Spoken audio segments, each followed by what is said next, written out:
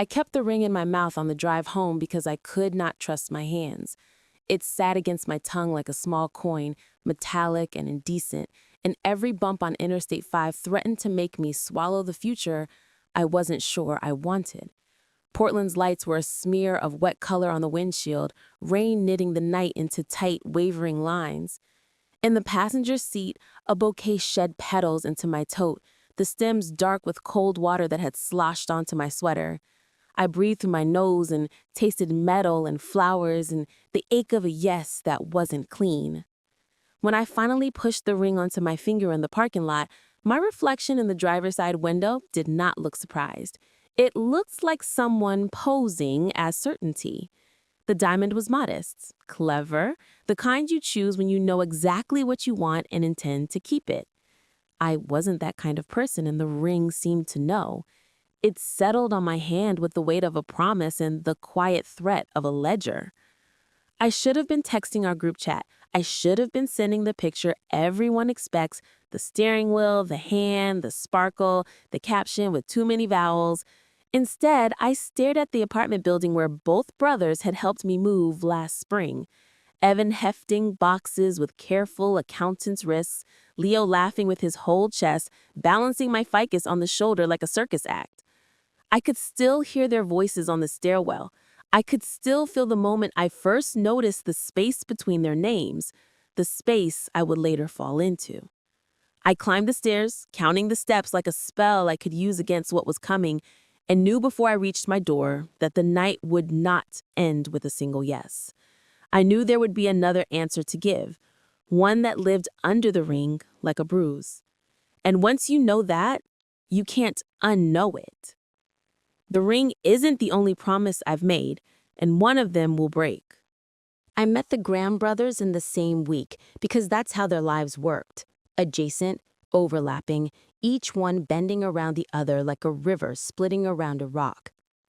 I was 27, recently transplanted from Santa Fe to Portland, a graphic designer with a secondhand couch and a patience for rain I thought would make me feel earned and serious. I rented a studio off S.E. Belmont above a plant shop that smelled like wet earth and hope. My first friend was a barista named June who knew everyone and everything. She introduced me to Evan at a trivia night in a bar that felt like a library with a drinking problem. He wore a gray sweater and a look of amused attention, like he could hold anyone's sentences without spilling. His brother, Leo, arrived 20 minutes late wearing a leather jacket that had seen weather. He knocked on the edge of our table before sitting, a quick half apology, half greeting that made an older couple nearby smile. "Traffic," he said, but the words sounded like theater. They were opposites at a glance. Evan, a careful reader, Leo, a headline. And yet there was the same mouth, the same left eyebrow that rose when they were entertained or skeptical, the same long hands. You notice these things when you draw for a living, symmetries, echoes. You notice, and then you can't stop noticing. Evan asked about my work and listened to the part where I said I was tired of making pretty versions of other people's ideas. He asked what I made for myself. I told him about a series of zines I'd started, small stories about the textures of cities, their shadows and seams. He asked if he could read them. Leo asked if any of them had explosions in them, and then laughed at his own line. And then, when I didn't immediately laugh, he sobered and asked if I minded dogs, because he sometimes brought his to bars. You could watch him correct his own weather in real time. We became a friend group that wasn't a group so much as a triangle. And triangles, I would later learn, have their own gravity. There were concerts and hikes and evenings that started as errands and ended as dinners. Evan learned my coffee order and the exact time my building's hot water turned honest. Leo learned the names of the bands on my t-shirts and the route I took when I needed to calm down. None of it was sinister. It was simply what happens when people lean. When my father's heart stuttered in June and I flew to Albuquerque, Evan sent a text every evening at 9 with a question I could answer in 3 words in case I had no language left. Did you eat? Any good news? Want me there? Leo sent short videos of his dog, Poppy, a scruffy mutt who loved puddles like they were secrets only she could tell. I clutched my phone in those waiting room hours and felt held by a net woven of two threads. My father recovered. I came back to Portland with a careful gratitude and a deeper appetite for the ordinary. The brothers met me at baggage claim with a sign that said, "Welcome back, Trouble," in neat block letters, Evan, and a bouquet wrapped in the funny comics page, Leo. I hugged them in the doorway of my apartment, one after the other, and when Leo's jacket brushed my cheek, I felt something I did not know where to put. I set it on the highest shelf I had. That shelf would collapse the first night I let myself look down. The proposal was not a surprise, so much as an arrangement. Evan had been folding the idea into our days for months, like butter into dough, 100 small turns. We had talked about living together. His lease was up in February. We had talked about my freelance clients and how a second income would let me say no to the ones who treated design like a vending machine. We had talked about Poppy and whether she could become partly mine. The conversations were practical and kind, and they were also a map to a life I could see. I had dated unsafely in my 20s, men who had declared themselves and then vanished, men who bought plane tickets the day they met me and then missed the flight.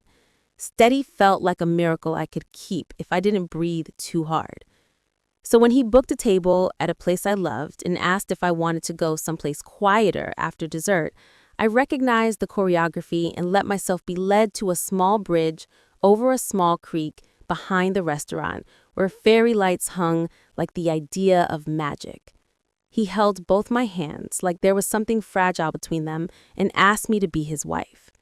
The creek said yes first, in that soft, unconvincing way water speaks. I said yes next because I meant it, and also because I wanted to mean it more than I did.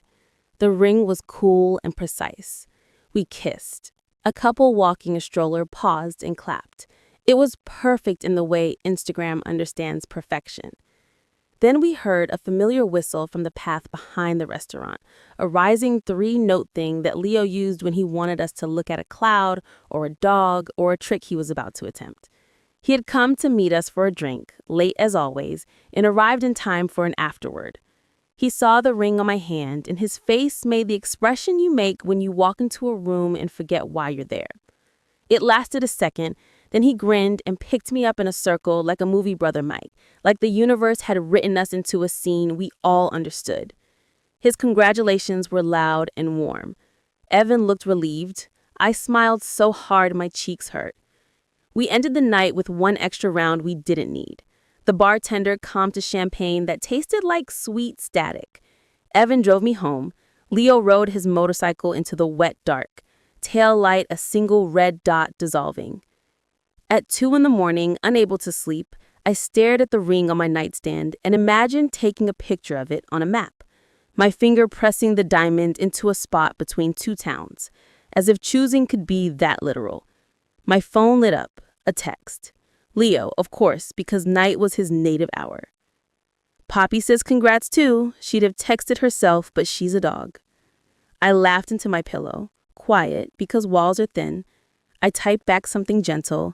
His response arrived before my breathing slowed. Good choice, Em. He didn't mean I'd chosen Evan. He meant the yes. He meant the bridge.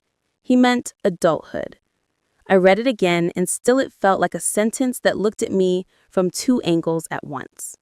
The next morning, he would say it to my face, and I would hear what he didn't say. The first swerve didn't look like a swerve. It looked like an errand. Leo asked if I could help him pick a jacket for a gig, a fundraiser his band was playing at a community center in North Portland. He wanted something respectable but not boring. A narrow lane he drove like a rally car. Evan was in an all-day off-site. His text came at lunch and then at 5, tidy containers. I told myself I was being a friend, a future sister-in-law getting right with the family I would join. I told myself that saying yes to one brother had to include 1,000 small yeses to the other. I told myself this like a litany while my body practiced an older religion. We met on Mississippi Avenue beneath an awning that coughed rain into the street. Leo tried on jackets that made him look like bad decisions, and then one that made him look like the good decision you make when you're done with bad ones. He asked my opinion and took it, which is a kind of flattery I cannot resist. We ate tacos standing up. A lime rolled away, and he trapped it with his boot like a goalie. He said he was happy for me, in a voice that didn't quite reach his eyes. He said Evan was the best person he knew. He said the thing that carried the room whenever he entered it. I want what's best for both of you. Then he asked a question that placed a hairline crack in the surface of my certainty. What do you want, Em? Not the adult answer, the one you said in your head when he asked. I opened my mouth and found that the yes I'd said last night had slipped its leash. I couldn't catch it. I told him I wanted safety and heat, and I couldn't tell whether I meant both brothers at once or I was trying to build a hybrid person the world did not contain. The rain intensified. The air smelled like pennies. Leo nodded, which is not the same as agreeing. He said he'd see me at the show and that he'd put my name at the door, as if I were someone, as if my presence might matter. That night, I watched him on stage and tried to watch myself watching him. I was not a teenager, and this was not a crush. It was a current in a river I thought I knew. It rearranged everything I stood near. He looked for me in the crowd only once, I think, and maybe I invented that. I went home and sat on my couch and told the ceiling that there are choices that do not ruin other people. The ceiling didn't argue. Evan called before bed. His voice was steady. I could feel the life we could have through the phone like a warm kitchen behind a door. I stood outside it and put my ear to the wood. The door opened by itself, and I didn't know whether to walk in or run. I kept a rule in my 20s. Never tell a story with your body that you were not prepared to tell with your mouth. It was a good rule, designed for cities and nights that blur. It should have protected everyone. It did not survive October. The three of us hiked in Forest Park one Saturday because the rain had gentled into something like permission. Evan brought thermoses of coffee with cardamom. Leo brought Poppy and a ridiculous bandana for her that made strangers grin. The trail was fat with leaves. We walked 2 by 2 when the path narrowed. I became the hinge the brothers swung around. When a cyclist skidded on a slick route and went down hard, we were right there. Evan knelt and asked careful questions. Leo took off his jacket and slid it under the man's head. I called 911 and felt competent and pointless at the same time. After, we kept walking like we were finishing a sentence. A mile later, the trail dipped to a creek. We climbed stones scraped smooth by other people's feet. I slipped. It was stupid and small, a heel misplacing trust, a body testing gravity. Leo's hand closed around my wrist. My body told a story I had not given it permission to tell, one of need and relief, and the way 2 pulses can synchronize without anyone saying a word. He pulled me up. My foot found purchase. Evan's face was open, unafraid, because he had always believed his brother would catch anyone who fell. We didn't talk about it because we didn't have the language that would not set something on fire. The rule I had lived by sat up and asked if I remembered it. I told myself I did. I told myself a dozen other things. I told myself that almost is not a crime. That night, I dreamed of the creek, of the exact pressure of Leo's grip and the wider, quieter pressure of Evan's certainty that all of us would get back to the car. I woke with the ring sharp against my cheek. It had engraved a tiny crescent in my skin. I pressed my thumb into the mark until it disappeared. The next mark would be one I couldn't press away. It was nothing. It was 3 people in a mirror. It was a bathroom at a brewery where the blue tiles looked good on every face. We had ended up there the way we always did. Accident, momentum, the city giving us a gentle shove. June was with us and she said we looked like a band that had just broken up but still toured for the money. I raised my phone. Evan stood behind me with his hand at my waist, a precise and respectful claim. Leo leaned in from the side with a grin that might have been for Poppy if she'd been allowed indoors. We were a portrait of Portland. Denim, dampness, the idea that we were all doing fine. Later, alone, I zoomed in and saw the truth the wide shot hid. My body was turned to Evan, my eyes, traitors, were turned to Leo. His gaze wasn't on me. He looked at the camera like that mirror was a window, and there was something on the other side he meant to reach. I did the thing we do when we don't trust our own witness. I sent the photo to June. She texted back, "You're in trouble." I texted, "I know." She asked if I had told Evan. I said there was nothing to tell because nothing had happened, except everything. She sent a heart and the suggestion that I sleep more and drink water, which is the same advice the internet gives for grief. I lay on my rug and stared at the ceiling and practiced breathing like I was one of those women in labor videos who hum a note until it changes the shape of the room. The next afternoon, the brother's mother called.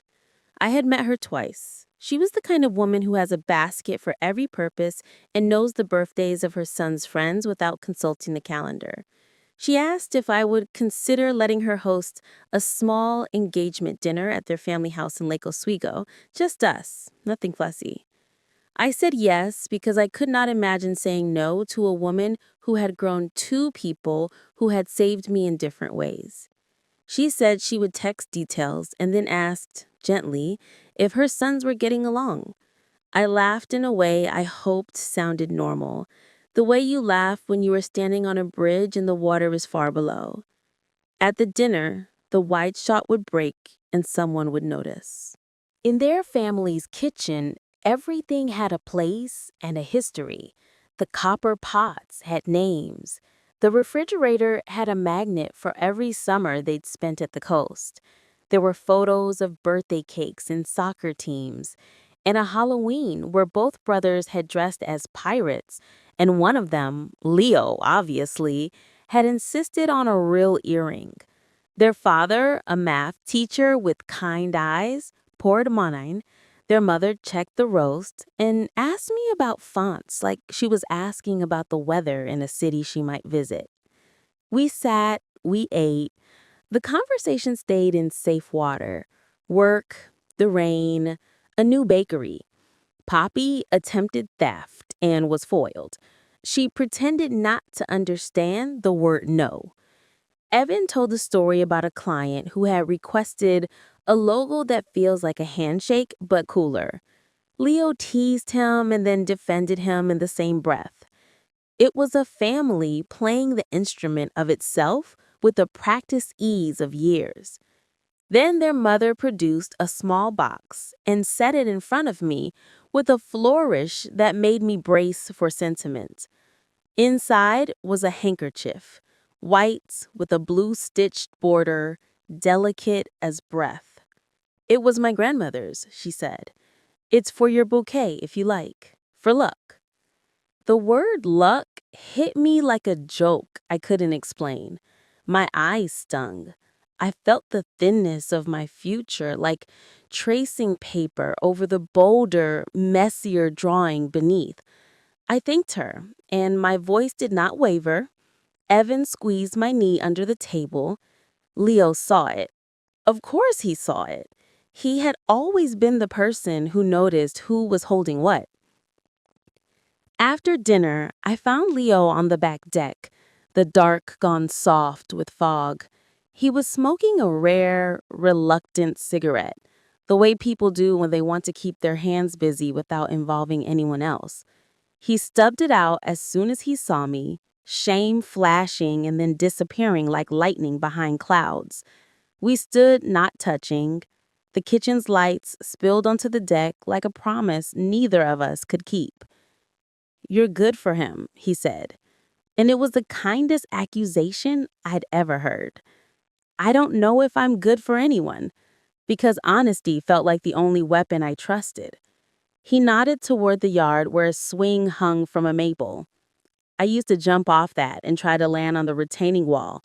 Evan would stand there with a towel in case I missed.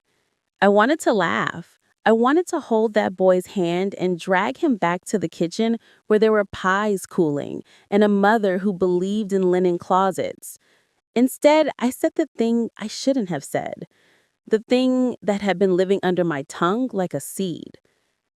I don't know how to love one of you without lying to the other.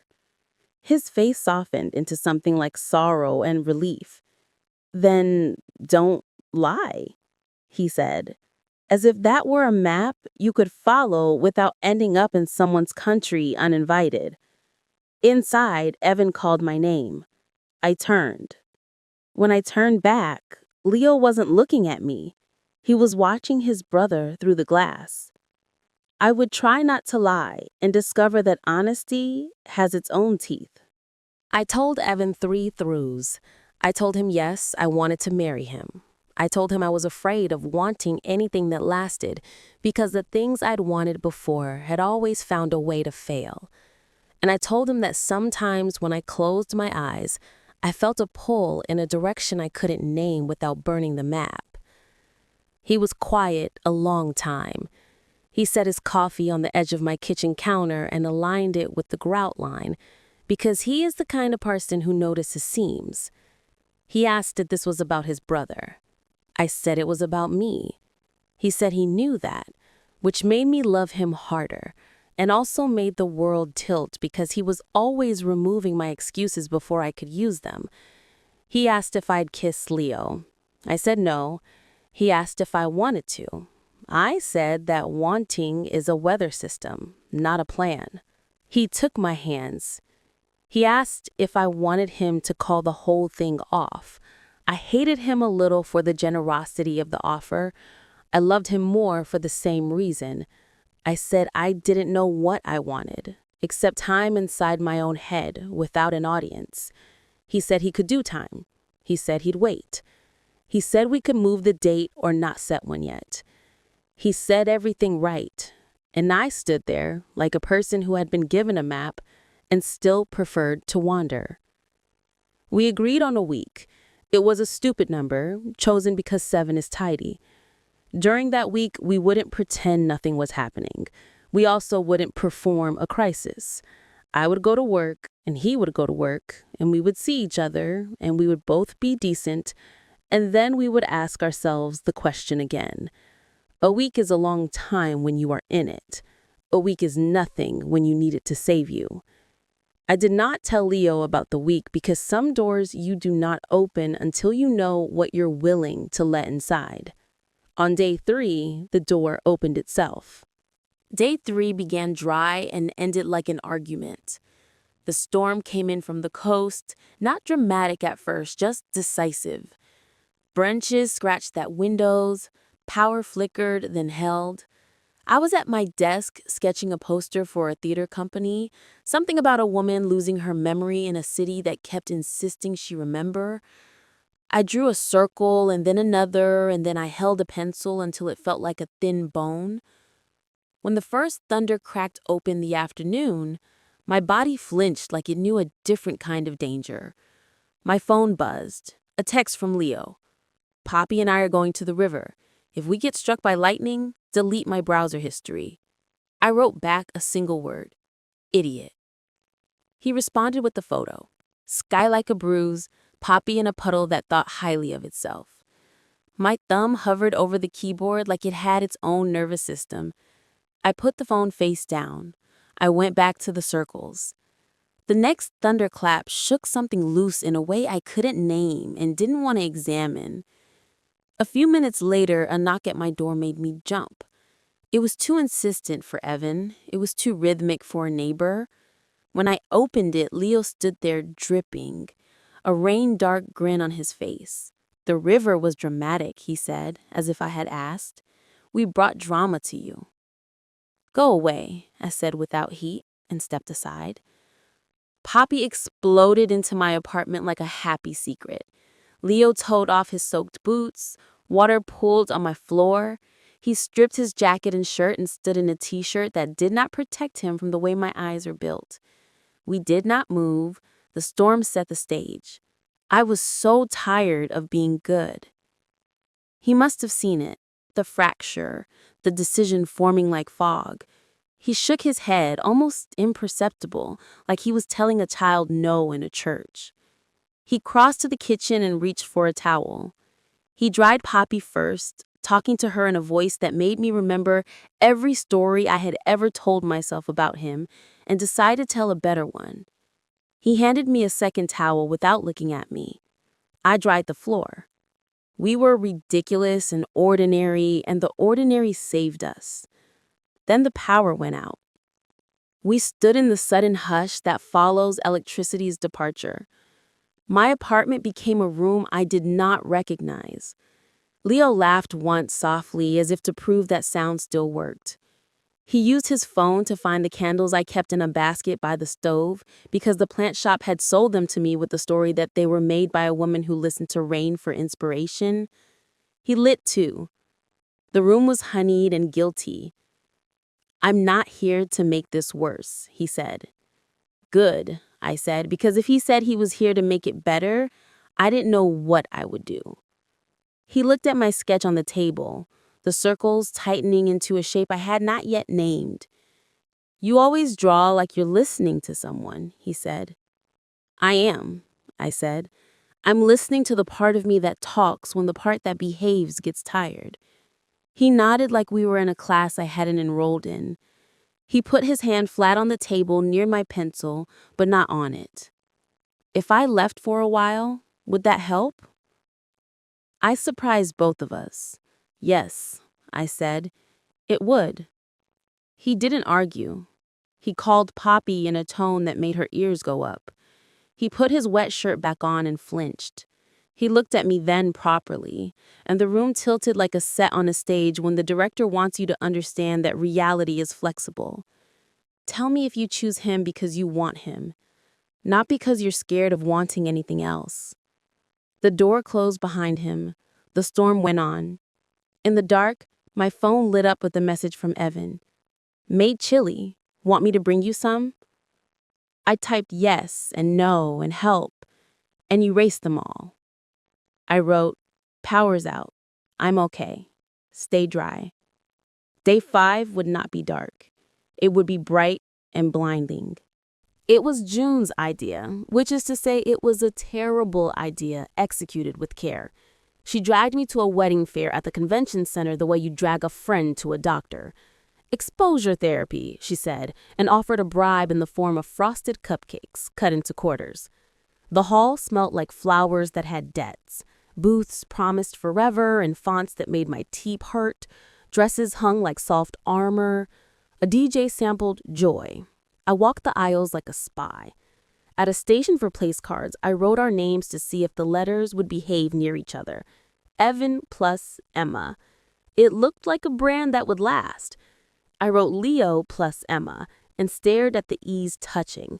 The volunteer at the table asked if she could print both. I said no, too fast, and smiled to cover it. We found a photographer whose pictures looked like secrets. She asked about our story, and I told a cleaned version, friends first, then a yes on a small bridge. She asked when we'd chosen a date. I said we hadn't. She said that was fine and would not stay fine forever. She asked which brother had proposed, because she had seen the photo pinned on the sign behind me.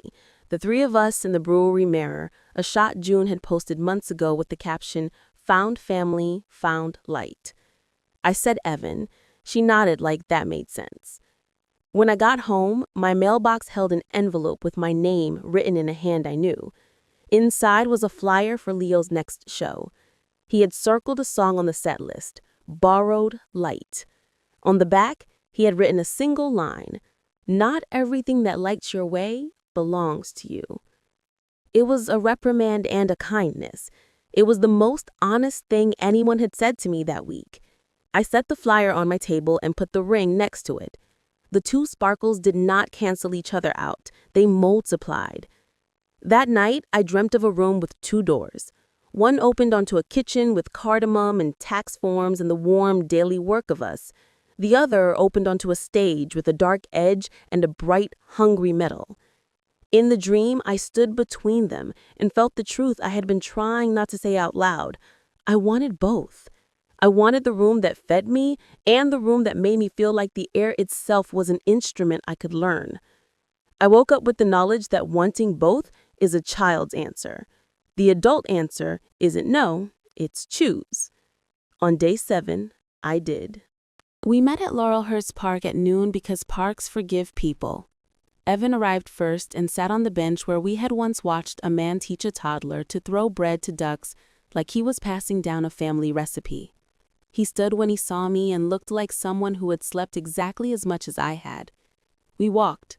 We didn't pretend we were here for any other reason than the one that had been walking beside us all week. I told him I loved him. I told him I had been measuring love like a kind of math where safety and heat had to be equal, or at least complementary, and that what I had learned this week was that my heart does not do arithmetic. It does weather, it does maps, it does the stupid old thing hearts do. I told him the pull would not disappear if I married him, and that would be unfair to all three of us. I told him that a marriage I walked into with a divided room inside me would be a cruelty dressed as a kindness. He nodded, and I saw the exact moment the yes we had built dissolved into something that looked like grace. He cried. I cried. We left spaces between our sentences to make room for the lives that would now diverge. He asked if I loved his brother.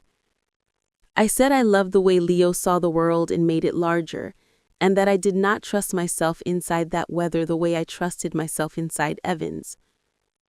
I said that whatever I felt for Leo was not a foundation, it was a flare.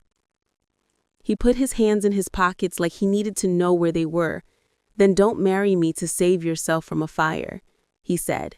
And in that moment, I loved him in a way that made me wish for a different universe where wanting both could be grown up and kind.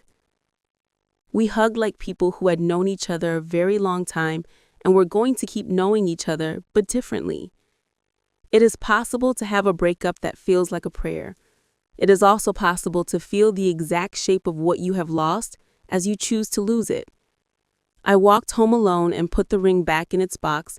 I wrote a note to his mother about the handkerchief. I pressed my cheek to Poppy's head for a long time and let her smell all the places where I had been keeping my fear. Then I called Leo. He didn't say hello. He said, "You sound like you came back from somewhere." I did, I said. I came back from a place where I could have been cruel. He didn't ask which place that was. He said he was at the river. He told me to meet him at the small bridge behind the restaurant where his brother had asked me to marry him. It sounded like hubris and poetry and something no one should do. I said yes because I had decided to choose, and choosing means showing up.